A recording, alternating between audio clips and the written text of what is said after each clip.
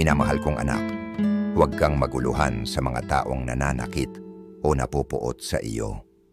Sa halip, ibaling mo ang iyong pansin sa mga taong nagmamahal sa iyo sapagkat sa kanila mo matatagpuan ang iyong kasiyahan. Huwag mong aksayahin ang iyong oras sa pagtatangkang makuha ang pagmamahal ng iba. Gumugol ka ng oras sa mga tunay na nagmamalasakit sa iyo. Sa bawat oras na iyong ginugugol kasama ang mga taong nagpapahalaga sa iyo, mas lalo mong madarama ang tunay na kahulugan ng pagmamahal at pag-aaruga. Iwasan mong masaktan ng mga salitang walang halagang sinasabi ng iba at yakapin mo ang mga tunay na nagmamalasakit. Ang iyong kasiyahan at kapayapaan ay mahalaga sa akin. Pagkatiwalaan mo ang mga taong nakakakita ng hindi nakikitang emosyon sa likod ng iyong ngiti, ang pagmamahal sa likod ng iyong galit, at ang mga dahilan sa likod ng iyong katahimikan. Sila ang tunay na nakakaintindi sa iyo, at ang kanilang malasakit ay nagmumula sa kanilang malalim na pagmamahal. Ang tunay na mga kaibigan ay naririto hindi lamang sa mga magagandang sandali, kundi pati na rin sa mga oras ng pagsubok. Sila ang nagbibigay ng liwanag sa iyong mga madilim na araw at nagbibigay ng pag-asa sa mga panahon ng kawalang katiyakan. Hindi lahat ay makakaintindi sa iyo, ngunit ang mga taong tunay na nagmamalasakit ay palaging nandiyan para sa iyo. Aking ipinagkakaloob sa iyo ang kanilang pagmamahal at malasakit upang ikaw ay maging masaya at payapa. Tandaan mo, ang lahat ng bagay ay maaaring mahirap sa simula, ngunit nagiging madali ito sa pagkakaroon ng pasensya. Ang bawat hakbang ay nagdadala sa iyo palapit sa iyong mga pangarap at layunin. Ang bawat pagsubok ay nagtuturo sa iyo ng mahalagang aral na magagamit mo sa hinaharap. Ang pasensya at determinasyon ay mga susi sa tagumpay, at sa bawat pagbangon mula sa mga pagsubok, ikaw ay nagiging mas malakas at mas matatag. Yakapin mo ang bawat pagkakataon upang matuto at lumago, at sa bawat hakbang ay magtiwala ka sa iyong kakayahan na malampasan ang mga hamon. Ako ay naririto upang gabayan ka sa bawat hakbang ng iyong paglalakbay. Nang humingi ka ng lakas, binigyan kita ng mga pagsubok upang patatagin ka. Nang humingi ka ng karunungan, iniharap ko sa iyo ang mga problema upang lutasin. Nang humingi ka ng kasaganaan, binigyan kita ng mga kasangkapan upang magtrabaho ng husto.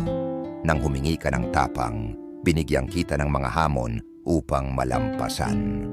Ang bawat pagsubok na iyong hinaharap ay nagdadala ng mga aral na magpapatibay sa iyo. Ang mga hamon ay nagiging daan upang ikaw ay maging mas matatag at handa sa anumang pagsubok na darating. Nang humingi ka ng pag-ibig, binigyan kita ng pagkakataong tumulong sa mga taong nangangailangan. Nang humingi ka ng pabor, binasbasan kita ng mga oportunidad. Sa huli, hindi mo natanggap ang lahat ng iyong ninanais, ngunit natanggap mo ang lahat ng iyong kailangan. Magtiwala ka sa akin. Ang aking mga plano ay laging mas mataas kaysa sa iyong mga pangarap. Kapag nagtiwala ka sa akin, natatanggap mo ang mga biyayang higit pa sa iyong inaasahan. Ang aking pag-ibig at gabay ay palaging naririyan. Naghihintay lamang na iyong yakapin at tanggapin. Narito ako upang ibuhos sa iyo ang pagmamahal, patnubay, at pagpapalakas ng loob. Alamin mong ang aking mga salita ay puno ng walang hanggang habag at malalim na pagnanais na makita kang umunlad sa bawat aspeto ng iyong buhay. Ikaw ay natatangi at kahangahangang nilalang na may layunin na ikaw lamang ang makakatupad. Ang iyong presensya ay isang regalo sa mga nasa paligid mo na inilaan upang maging ilaw at pagmamahal sa isang magulong mundo.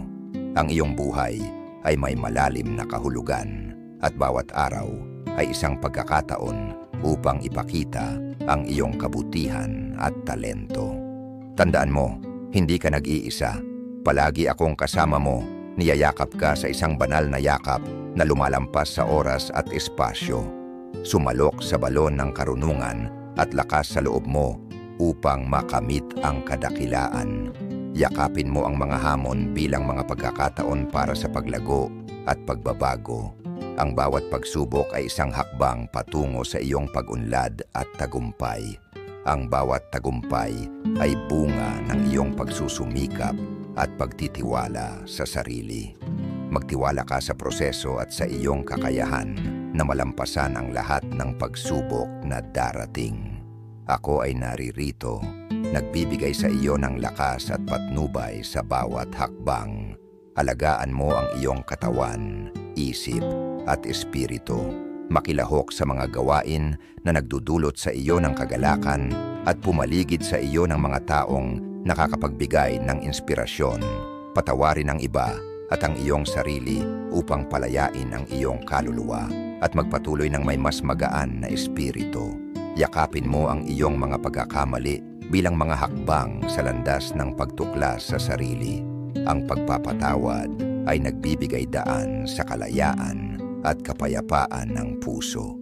Sa bawat pagpapatawad, mas lalo kang nagiging bukas sa mga bagong pagkakataon at biyaya ng buhay. Hayaan mong ang pag-ibig ang maging gabay mo sa iyong mga kilos na may kabaitan, habag at empatiya. Ang mga maliliit na gawa ng pag-ibig at habag ay maaaring lumikha ng epekto ng pagbabago sa mundo. Mangarap ng malaki at hayaan mong lumipad ang iyong imahinasyon sapagkat ang iyong mga pangarap ay mga plano para sa realidad na maaari mong likhain.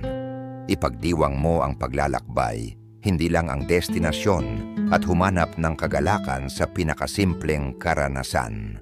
Linangin mo ang isang mapagpasalamat na puso at ang mga biyaya ay dadami. Ang isang mapagpasalamat na puso ay nagbubukas ng mga pintuan para sa walang hanggang biyaya. Kapag nahaharap ka sa kawalan ng katiyakan, tumungo ka sa loob at humingi ng aliw sa panalangin, pagmumuni-muni o tahimik na pagninilay. Pagkatiwalaan mo ang iyong intuwisyon sapagkat ito ang tinig ng aking banal na karunungan sa loob mo.